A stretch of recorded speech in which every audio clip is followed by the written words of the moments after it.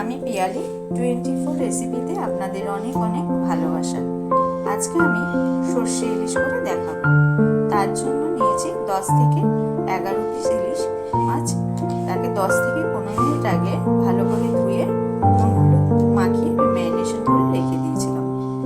এবারে আমি তার জন্য কিছু পরিমাণ সাদা সর্ষে নিয়েছি, 10 থেকে 12টা কাঁচা লঙ্কা, একটু নুন হলুদ নিয়ে আমি মিক্সিতে এটা ভালো করে পেস্ট করে নিলাম।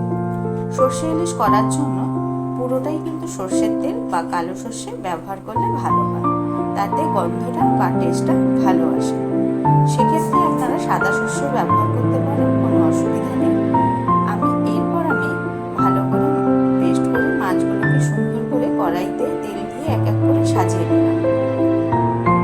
সাজিয়ে নেওয়ার পর মাছের উপরে যে পেস্ট করে রাখা সর্ষেটা আমি সুন্দর করে মাখিয়ে দেব।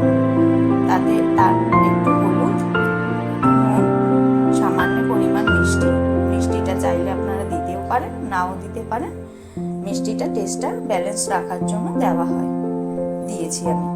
এবার প্রতিটা মাছের গায়ে এই পেস্টটা আমি সুন্দর করে মাখিয়ে দিয়ে তার উপরে আবার কাঁচা তেল কিছু পরিমাণ দিয়ে দিলাম।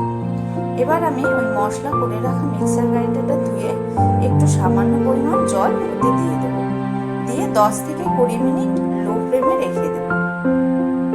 10 থেকে 20 মিনিট হয়ে যাওয়ার পর চলুন তুলে দেখি আমরা হয়েছে কিনা সর্ষে ইলিশ।